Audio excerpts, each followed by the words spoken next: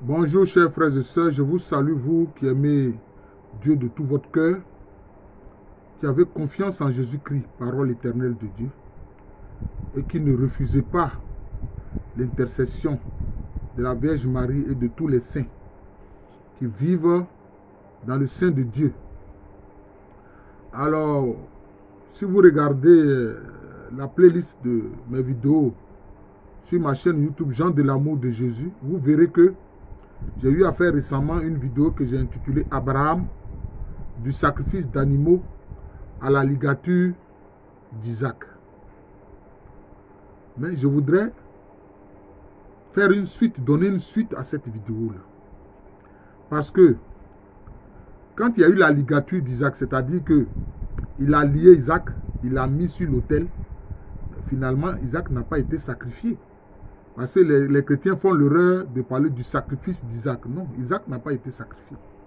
C'est vrai, son père Abraham a attaché ses pieds, ses mains, il l'a mis sur l'autel. Mais au moment où il allait faire le geste de l'égorger, Dieu a envoyé l'ange intervenir pour dire non, ne fais pas de mal à l'enfant, ne touche pas l'enfant. Et il a trouvé dans un buisson à côté un animal, un bélier qu'il a sacrifié. Vous voyez, c'est ça. Donc, les Juifs ont raison de parler de la ligature d'Isaac. C'est-à-dire qu'il a été lié, mais il n'a pas été sacrifié. Maintenant, j'aimerais donner une suite à cela. C'est pour ça que je vais intituler cette vidéo-là de la ligature Abraham, de la ligature d'Isaac à l'Eucharistie. Vous me direz, mais Jean de l'amour de Jésus, professeur Lou Kwame René, c'est quand même osé. Comment est-ce que vous pouvez parler de l'Eucharistie à l'époque d'Abraham? Je vais vous expliquer, c'est vrai. Jésus-Christ, parole éternelle de Dieu, Dieu de toute éternité, ne s'était pas encore incarné. Vous voyez, n'était pas encore né de la Vierge pour être un homme sur terre. Mais il est la parole éternelle de Dieu. La parole de Dieu, c'est Dieu. Voilà. Faites référence au prologue, à l'introduction de l'évangile de Saint Jean. Au commencement était la parole. La parole était avec Dieu. La parole était Dieu. Et puis elle s'est faite chair maintenant. Voilà. Elle était de toute éternité, puis elle s'est faite chair maintenant. Elle rentre maintenant dans l'histoire des hommes avec un corps né de la Vierge Marie. Vous voyez. Donc c'est ça. Mais pourquoi est-ce que je dis et je donne ce titre Abraham, de la ligature d'Isaac à l'Eucharistie? Alors vous voyez toujours dans le livre de la Genèse un passage où on voit Abraham qui revient de ce qu'on a appelé la guerre des rois, où il allait libérer son neveu Lot qui était otage, prisonnier. Vous voyez. Et il est revenu, Abraham est revenu de cette bataille là victorieux. Voilà. Parce qu'il avait de nombreux serviteurs qui lui ont servi, disons, comme une armée, comme des guerriers, qui ont été des guerriers, qui lui ont permis de devenir vainqueur de la bataille des rois. Et il a libéré ainsi son neveu Lot. Maintenant, après ça, qu'est-ce qui s'est passé? Il y a un personnage, d'ailleurs j'ai fait une vidéo sur lui, Melchisédek. Melchisédek, qui vient de Melek-Sédek. Melek roi, Sédek justice, donc Melek-Sédek roi de justice, qui était roi de Salem, du pays de Salem. En fait, Salem, ça veut dire la paix. À travers Salem, vous voyez bien Shalom, comme les musulmans disent Salam. Voilà. Roi de Salem, donc roi de paix, roi de justice. Et qu'est-ce qu'on dit de Melek-Sédek ou Melchisédek? Il n'a ni père, il n'a ni mère, il n'a ni commencement de vie, ni fin de vie. Mais en fait, j'ai fait une vidéo là-dessus, sur ce personnage. C'est le Christ avant son incarnation. Melchisédek, c'est le Christ avant son incarnation. Et quand il vient à la rencontre d'Abraham, qu'est-ce qu'il donne à Abraham? Qu'est-ce qu'il offre à Abraham? C'est une préfiguration de l'Eucharistie. C'est vrai. C'est une préfiguration de l'Eucharistie. Puisque qu'est-ce qu'il a offert à Abraham? Du pain et du vin.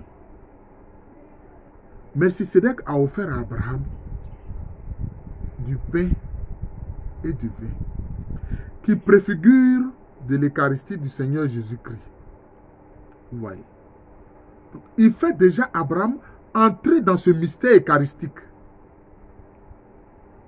qui était déjà dans la préscience de Dieu réel, existait. Maintenant concrétisé quand Jésus-Christ vient sur terre, hein, et qu'il accomplit. Et qu'il accomplit cela. Vous voyez. Le pain et le vin qui préfigurent du corps et du sang de Jésus-Christ, offert en sacrifice pour vous et moi. Oui. Vous pensez que c'est un hasard? La Bible est une continuité. C'est une continuité.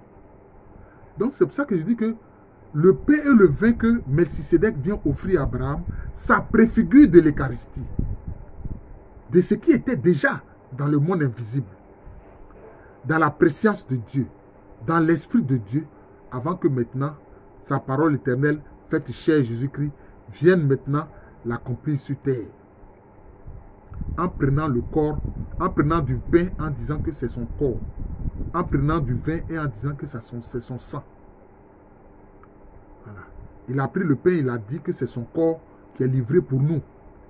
Il a pris le vin, il a dit que c'est son sang qui est livré pour nous après l'acte de bénédiction. Vous voyez. Maintenant concrétisé par sa passion. Par sa passion. Nous sommes dans le temps de carême. Nous sommes dans le temps du carême. Voilà. Et j'ai fait une vidéo où j'explique aux frères chrétiens comment est-ce qu'il faut retenir aisément les 14 stations. Les 14 stations du chemin de croix. J'explique cela. Donc regardez cette vidéo aussi. Comment retenir aisément les 14 stations du chemin de croix. Parce qu'il y a des chrétiens qui font ça chaque année, ils font pendant des années, 5 ans, 10 ans, mais ils ne retiennent pas les stations. C'est quand même pas bien. Il faut connaître les stations par cœur. Et je montre une technique pour pouvoir retenir aisément les 14 stations. Donc, Abraham, de la ligature, d'abord, dans un premier temps, c'était les sacrifices d'animaux. Ensuite, la ligature d'Isaac, pour que Dieu lui montre que c'est grâce à lui que lui, il a eu Isaac. Et que donc, lui, il doit choisir Dieu avant son fils bien-aimé Isaac. Et maintenant, d'Isaac, maintenant, il s'en va où maintenant? À l'Eucharistie. C'est-à-dire à Jésus-Christ, dont le corps et le sang sont livrés et versés pour nous. Vous voyez. Et c'est ça. Vous pensez que c'est un jeu? Est-ce qu'Abraham n'avait pas du pain à manger? Est-ce qu'il n'avait pas du vin à boire? Mais justement, le pain et le vin que Melchisédek lui offre, c'est autre chose. Ça préfigure du corps de Jésus-Christ et du sang de Jésus-Christ. Parce que Melchisédek, je le répète, c'est Jésus-Christ avant son incarnation. C'est Jésus-Christ avant son incarnation. Donc, cela veut dire que quoi? Que Abraham a bénéficié de la préfiguration de l'Eucharistie du Seigneur Jésus-Christ. Et alors, qu'est-ce qu'il est dit? Abraham donna la dîme de tout à Melchisédek. Abraham a donné la dîme de tout à Melchisédek. Alors, cette phrase est contradictoire. La dîme de tout. La dîme, ça veut dire le dixième de quelque chose, d'une offrande. Hein? Maintenant, on dit de tout.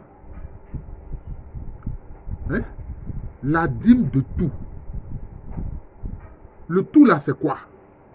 Frère, ma soeur, je te pose la question. Quand on dit ton tout là, c'est quoi? Le tout de ta personne là, c'est quoi? C'est ta personne entièrement, c'est-à-dire c'est ta vie. C'est ta vie. C'est pour ça que je trouve cette expression, Abraham lui donna la dîme de tout, c'est un peu contradictoire. C'est-à-dire qu'Abraham maintenant a donné sa vie à Melchisédek. Il a donné sa vie à Melchisédek, c'est-à-dire qu'il a donné sa vie au Christ.